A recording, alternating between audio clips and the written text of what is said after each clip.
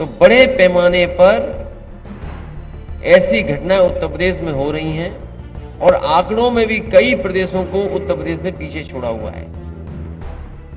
वो हमारे मुख्यमंत्री हैं,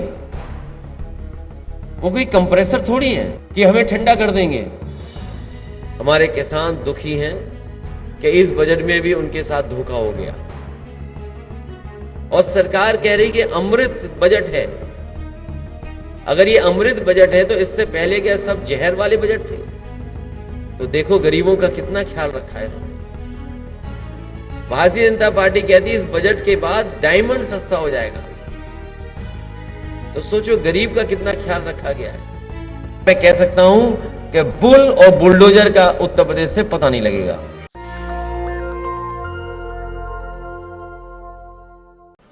जो हाल में बुलंदशहर में जो घटना घटित हुई है, जिस तरह हाथरस में एक पीड़ित परिवार को न्याय दिलाने के बजाय जिस तरह सरकारी तंत्र उनकी न्याय की गुहार की आवाज को दबाने में जुटा था, एक हृदय विदारक घटना यहां बीती है। मैं उस पीड़ित परिवार, हम सबकी ओर से उस पीड़ित परिवार की तरफ के प्रति संवेदना व्यक्त करना चाहता हूं और ये विश्वास दिलाना चाहता हूं कि जब हमारी सरकार आएगी जनता के आशीर्वाद से, क्योंकि किसी भी सभ्य समाज में जीरो टॉलरेंस होना चाहिए ऐसे जघन्य अपराधों के लिए, और ऐसे जघन्य अपराध रचने वालों को सख्त से सख्त कानूनी सजा मिलनी चाहिए। तो ये विश्वास दिलाता हूं कि जब सरकार आएगी और हम जिस तरह का परिवर्तन लाना चाहते हैं, जिस तरह की व्यवस्था, जिस तरह की गवर्नेंस, सुशासन जनता को देना चाहते हैं, कि महिला सुरक्षा पर बड़ी पहल कर उत्तर प्रदेश में व्यवहारिक परिवर्तन हम लाएंगे। उस परिवार की न्याय की लड़ाई को अंतिम मुकाम तक पहुंचाने के लिए हम सब लोग प्रयास करेंगे। आज इस बैठक में मैं एक बड़ा संकेत आपके माध्यम से देना चाहता हूं। लोग जो सत्ताधारी हैं वो कोशिश कर रहे हैं कि किसी तरह जो एकता हमारे बीच की बनी है, जिस तरह से किसान कौम, कमेरा वर्ग, सभी जाति और धर्म के लोग और खासतौर से नौजवान बड़ी उम्मीद के साथ गठबंधन के प्रति हमारे इस कारवां में साथ चल रहे हैं, जुड़ रहे हैं, कहीं ना कहीं बीजेपी वालों की बौखलाहट सामने आ रही। योगी जी की बयानबाजी को आप देखें, और बुलंदशहर भी कई बार वो आ चुके हैं, बड़े बड़े नेता कैंप कर रहे हैं और ऐसी भाषा वो प्रयोग कर रहे हैं जो कभी हमने मुख्यमंत्री के इस पद पे विराजमान कभी किसी नेता के माध्यम से ऐसी बातें सुनी नहीं। तो पद की अपनी गरिमा होती, पद का अपना एक विश्वास होता है। ऐसा लगता है कि हार की बौखलाहट उन्हें सता रही, और आज तो कुछ मौसम भी बदला लग रहा है। लगता है कि गोरखपुर से उन्होंने कुछ कोशिश की है कि फिर दोबारा ठंड लौटे। लेकिन ये क्षेत्र किसानों की धरती रही है, किसान आंदोलन में इस क्षेत्र ने बड़ी भूमिका अदा की।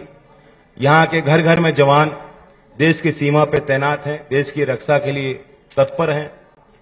तो हमारा तो खून भी गर्म है और देश के लिए सब कुछ न्यौछावर करने के लिए हम लोग राजी रहते हैं।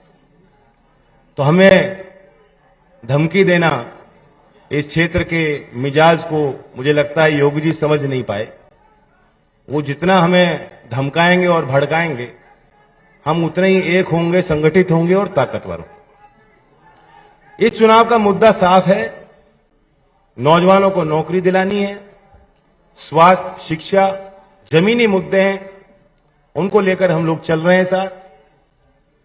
और बहुत अच्छी व्यवहार जो अखिलेश जी लगातार कर रहे हैं, हमने अपने घोषणा पत्र में शामिल की हैं, उस पर भी अखिलेश जी बताएंगे।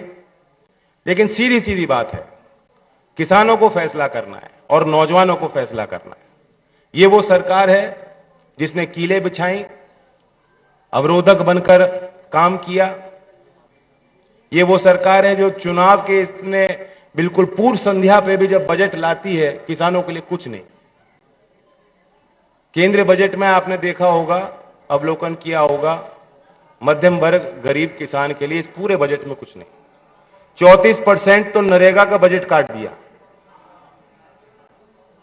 नरेगा वो योजना है जिसमें कम से कम कोविड की महामारी के दौरान जब लोग पलायन करके घर जा रहे थे, गांव जा रहे थे, कुछ ना कुछ आर्थिक सुरक्षा उनको दी गई, सहायता उनको दी गई, और 34% उस योजना का बजट काट दिया। एक भी बार वित्त मंत्री ने उस योजना का जिक्र अपने भाषण में नहीं किया। और शायद जब से निर्मला सीतारमण जी वित्त मंत्री बनी है, हालांकि उनका बजट भाषण जो है वो मुझे लगता है पीएमओ ज्यादा लिखता है, वो खुद तय नहीं करती। शायद जितने बजट भाषण दिए उन्होंने एक ही बार नरेगा योजना का जिक्र किया। जहां से शुरुआत की कि बुलंदशहर की घटना आज पूरे उत्तर प्रदेश को चिंतित कर रही है, और खासकर बेटियां, बहन ये सोच रही हैं कि लगातार सरकार ने ये कहा कि कोई भी बेटी अगर 12 बजे भी घूमना चाहेगी तो कहीं उसके साथ कोई घटना नहीं होगी।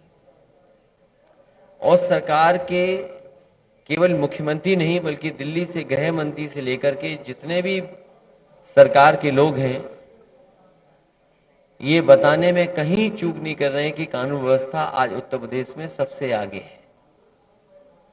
लेकिन लगातार जो घटनाएं हो रही हैं, और आपके जिले में जो घटना हुई है वो हाथरस की घटना को याद दिलाता है। हाथरस की बहन के साथ जो हुआ, उसके परिवार के लोग चाहते थे कि अंतिम संस्कार उनकी मर्जी से हो जाए, लेकिन सरकार ने उसकी परवाह नहीं की। और वहीं बुलंदशहर में इतनी निंदनीय घटना हुई है, जघन्य अपराध हुआ है, अभी भी अपराधी घूम रहे हैं। अभी भी सरकार उस परिवार की मदद के लिए आगे नहीं आई है। दोषी कब पकड़े जाएंगे? हम यहां बैठे हमारे गठबंधन की तरफ से यही कहेंगे सरकार को कि दोषी जल्दी से जल्दी पकड़ें और कड़ी से कड़ी कार्रवाई हो। और जो सरकार आज मदद कर सकती है, सरकार मदद करने के लिए आगे आए। और जहां ये दावा करती है सरकार कि उसकी सरकार में बेटियां सुरक्षित हैं, कहीं कोई अपराध नहीं हो रहा है, कम से कम अब झूठ ना बोलना सरकार बंद कर दे। और अगर हम आंकड़े देखते हैं तो बड़े पैमाने पर ऐसी घटनाएं उत्तर प्रदेश में हो रही हैं, और आंकड़ों में भी कई प्रदेशों को उत्तर प्रदेश ने पीछे छोड़ा हुआ है। जो सबसे अच्छी योजना थी पुलिस रिस्पांस सिस्टम डायल 100, नाम बदल करके 112 उसको कबाड़ा कर दिया, बर्बाद कर दिया। मैं आज भरोसा दिला सकता हूं, मैंने कल भी कहा कि पहले ये तय था कि 10 और 12, 15 मिनट में पुलिस पहुंच जाए मौके पर, और इसको धीमे धीमे और अच्छा करना था जिससे कि कम समय में पुलिस पहुंच जाए। समाजवादी सरकार और आरएलडी के गठबंधन की सरकार, सहयोगी दलों की सरकार बनती है तो भरोसा दिला सकते हैं कि चाहे गाड़ियां बढ़ानी पड़े, और बेटियों बहन के लिए जिस तरीके से 1090 पावर वुमेन लाइन बनाई गई थी, अगर स्ट्रक्चरली चेंज करके बेटियों की सुरक्षा के लिए डायल 100, डायल 112 में ही कोई व्यवस्था करनी पड़ेगी तो की जाएगी। और वहीं गाड़ियों की संख्या विशेष बढ़ा करके सुरक्षा का माहौल बनाने का काम ये दोनों गठबंधन के लोग करेंगे। इधर मुख्यमंत्री जी की जो भाषा बदली है, पता नहीं मुख्यमंत्री क्यों भाषा बदल रहे हैं। और मुझे लगता है कि जो हवा चल रही है पहले चरण में, यहां के लोगों ने ऐसी हवा चलाई है कि भारतीय जनता पार्टी और खासकर मुख्यमंत्री जी, उनको समझ में नहीं आ रहा कि क्या कहा जाए। वो हमारे मुख्यमंत्री हैं, वो कोई कंप्रेसर थोड़ी है कि हमें ठंडा कर देंगे। हमारे बहुत सारे लोग हैं, जानते होंगे, फ्रिज में ठंडी चीज रखने के लिए कंप्रेसर होता है। कंप्रेसर खराब हो जाए तो क्या मुख्यमंत्री जी हमारे कंप्रेसर हैं? और जो लोग कह रहे हैं, गर्मी की बात कर रहे हैं, हम उन्हें भरोसा दिलाना चाहते हैं कि गठबंधन की सरकार बनेगी तो भर्ती दी जाएगी, भर्ती खोली जाएगी। गर्मी नहीं, भर्ती। नौजवानों को भर्ती के लिए उन्हें देने का काम, उनको नौकरी देने का काम गठबंधन में होगा। और जिस तरीके से सरकार ने नौकरियां छीनी हैं, रोजगार छीने हैं, इस बार हर यूथ अपने बूथ पर भारतीय जनता पार्टी को हराने का काम करेगा। हमारे किसान दुखी हैं कि इस बजट में भी उनके साथ धोखा हो गया। ये बजट तो ऐसा आया है कि गरीब को महसूस ही नहीं हो रहा कि कोई बजट आया है। और सरकार कह रही कि अमृत बजट है। अगर ये अमृत बजट है तो इससे पहले क्या सब जहर वाले बजट थे? अगर ये अमृत बजट है भारतीय जनता पार्टी का, तो पिछले जितने भी बजट थे वो जहर वाले बजट थे क्या? और सुना है कि डायमंड सस्ता हो जाएगा। तो देखो गरीबों का कितना ख्याल रखा है इन्होंने। भारतीय जनता पार्टी कहती है इस बजट के बाद डायमंड सस्ता हो जाएगा।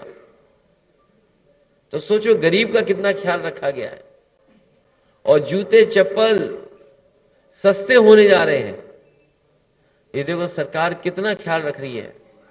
अपनी गलत नीतियों के कारण बड़े बड़े कारखाने बेच करके, बड़े बड़े उद्योग बेच करके, कोविड के समय न मदद कर करके सभी उद्योग कारखानों को चौपट कर दिया। तो लोग और नौजवानों के खासकर जूते चप्पल ही तो घिस रहे हैं अपने भाग्य को बनाने के लिए। ये सरकार किसानों की सरकार नहीं है। जहां आय दोगुनी की बात की, आज कमाई आधी हो गई है। और लगातार सरकार ने महंगाई बढ़ाई है। डीजल पेट्रोल की कीमत कहां पहुंच गई। और किसान को जब सबसे ज्यादा जरूरत खाद की थी तो खाद नहीं दे पाई, किसी फसल की कीमत नहीं दे पाई सरकार। इसलिए मैं कहना चाहता हूं कि आज वही 3 तारीख है। एक 3 तारीख ऐसी भी थी जिस दिन जीप से कुचल दिए गए थे लोग, किसान कुचल दिए गए थे। और अभी भी किसान भूले नहीं है वो। इसलिए मैं कह सकता हूं ये चुनाव किसानों के मान सम्मान का चुनाव भी है। इस बार जनता ने तय किया है, भाईचारा बनाम भारतीय जनता पार्टी चुनाव है। लगातार हम लोग जगह जगह जा रहे हैं, जनता से अपील कर रहे हैं।